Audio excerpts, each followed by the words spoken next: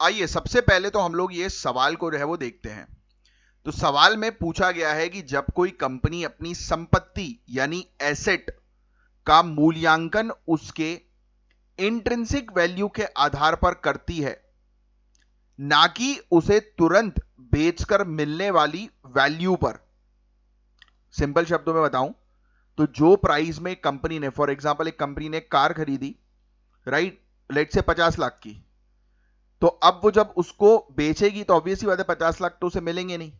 But company क्या कर रही है, उसको एक्चुअल उसी प्राइस पर इंट्रिंसिक वैल्यू यानी कि उसकी आंतरिक मूल्य पर उसको उसका आकलन करती है, ना कि उसे तुरंत बेचकर मिलने वाली वैल्यू के आधार पर।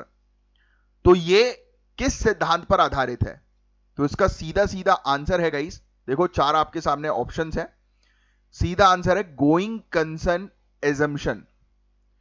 गोइंग कंसर्न का मतलब होता है कि कोई भी व्यापार या कंपनी लंबे समय तक चलती रहेगी, यानी यह माना जाता है कि कंपनी आने वाले भविष्य में बंद नहीं होने वाली है ना।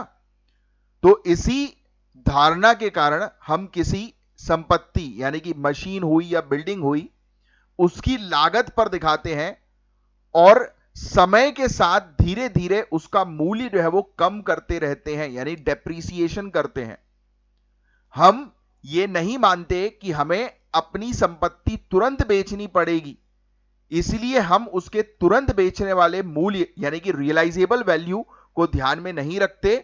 और यह सिद्धांत जो है वो अकाउंटिंग में स्थिरता और निरंतरता जो है वो लाता है, यानी कि ये अकाउंटिंग को कंटिन्यू बनाने का ये एक सिद्धांत होता है जिसको हम लोग बोलते हैं गोइंग कंसर्न एजम्पशन, है ना। तो ये फैक्ट आपको ध्यान में रखना है।